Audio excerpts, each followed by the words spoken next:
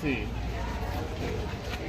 ఎన్నికల్లో రేపు జరగబోయేటువంటి ఎన్నికల్లో వైఎస్ఆర్ కాంగ్రెస్ పార్టీ ఎమ్మెల్యే అభ్యర్థిగా వెల్లంపల్లి శ్రీనివాస్ గారు, పార్లమెంటుకి పోటీ చేస్తున్నటువంటి కేసీఆర్ నాని గారిని గెలిపించవలసిందిగా ఇంటింటికి తిరిగి ఓట్లు అభ్యర్థిస్తారు.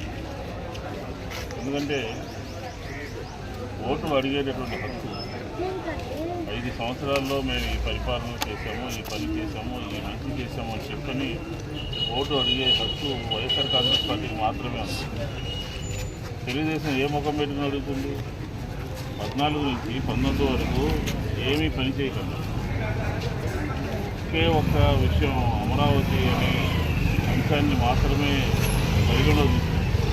మిగతా ఎక్కడా కూడా ఏ జిల్లాలో కానీ, ఏ నియోజకవర్గంలో కానీ, ఏ పల్లెల్లో కానీ, పట్టణాల్లో కానీ ఎటువంటి పనులు చేయకుండా ఏ ముఖం పెట్టుకుని మళ్ళీ ఓటు వేయండి మాకు, మళ్ళీ ఒకళ్ళు కాదు ఒకళ్ళు ప్రయత్నం చేశారు, మాతో తలపడాలని ఘోర ఓటమి చెందారు.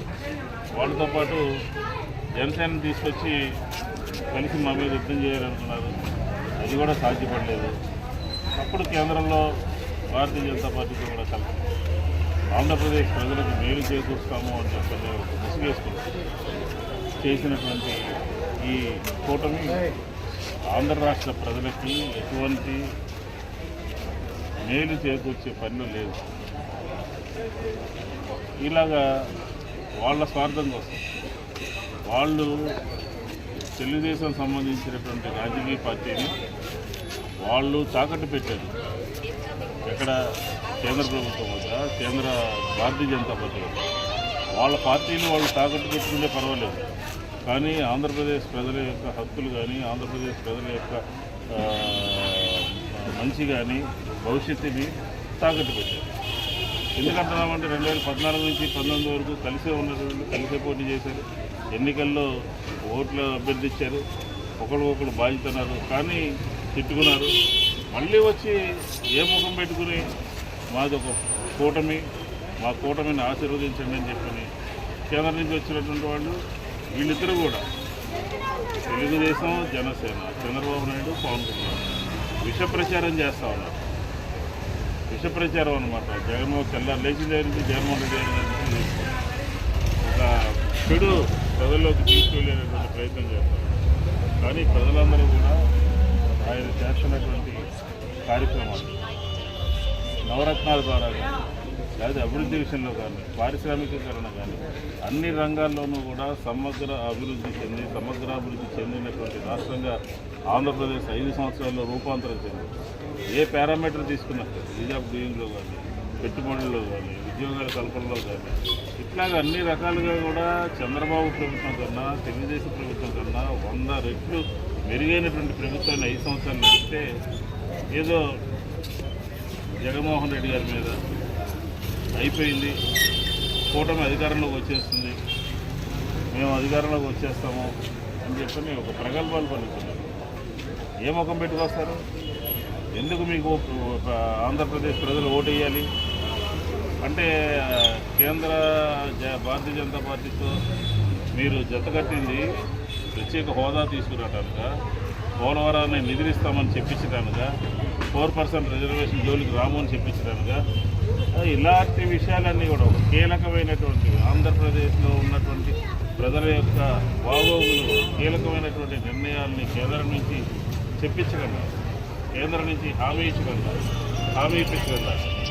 ఎందుకు కేంద్రంలో ఉన్నటువంటి ప్రభుత్వంలో జతకట్టారంటే వీళ్ళ దగ్గర సమాధానం లేదు. డీజీపీని మార్చడం కోసం జతకట్టారు. అలాగే డీజీపీతో పాటు అధికారులను ట్రాన్స్ఫర్ చేయడానికి జతకట్టారు. ఏబీ వెంకటేశ్వరరావుకి క్యాట్లో రద్దు చేయించుకోవడం కోసం కేంద్ర ఎన్నికల సంబంధించిన కేంద్ర భారతీయ ప్రభుత్వంతోనూ, భారతీయ జనతా పార్టీతోనూ జతకట్టారు. పైగా పెన్షన్లు డోర్ డెలివరీ సిస్టాన్ని ఆపడానికి కేంద్రంతో జతకట్టారు.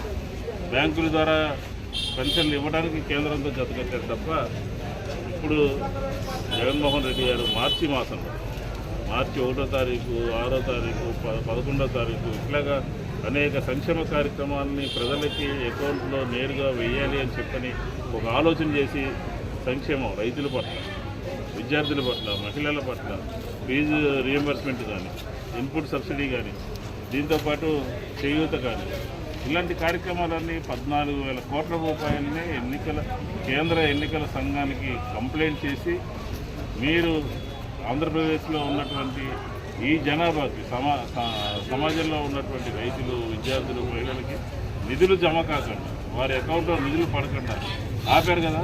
దానికోసమైనా మీరు కేంద్రంతో జతకట్టింది ప్రజలకు అర్థం కాదా? కాబట్టి ఈరోజు జగన్మోహన్ పేద ప్రజలకి పథకాలని ఎగ్గొట్టాలనే సంకల్పంతో, జగన్మోహన్ రెడ్డి గారిని ఏదో సాధించాలనే సంకల్పంతో కేంద్రంలో ఉన్నటువంటి ప్రభుత్వము పార్టీతో జతకట్టారు తప్ప వీళ్ళు ముగ్గురు కూడా పాత కూటమే.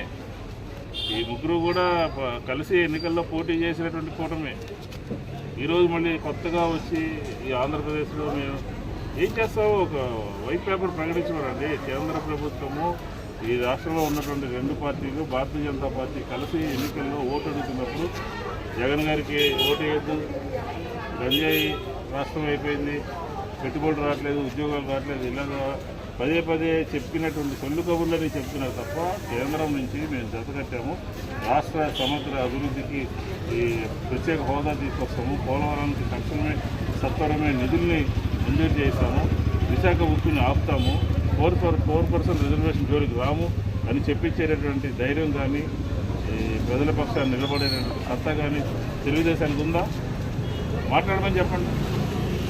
చివరి అంకానికి వచ్చాం. 48 గంటల్లో ఎన్నికల పోలింగ్ సమయం ముగిసిపోతుందని చెప్పని ఈ రాష్ట్రంలో ఉన్నటువంటి కొన్ని పత్రికలు, ఈ రాష్ట్రంలో ఉన్నటువంటి 3 రాజకీయ పార్టీలు 5-6 కలిసి విష ప్రచారం చేస్తున్నారు. కానీ ఒకే ఒక్కరు ఈ రాష్ట్ర ప్రభుత్వం ద్వారా ఈ రాష్ట్ర ప్రజల యొక్క శ్రేయస్సు, ఆరోగ్యం విషయంలో, రైతాంగం విషయంలో, లేకపోతే విద్య విషయంలో, అలాగే నాడు నేడులో, మన మెడికల్ కాలేజీలు తీసుకురావడంలో ఇలాగ అనేక రకాలుగా అగ్రభాగాన జగన్మోహన్ రెడ్డి గారు ఉన్నారు. కాబట్టి ఈ 48 గంటలు ప్రజలు అప్రమత్తంగా ఉండాలి.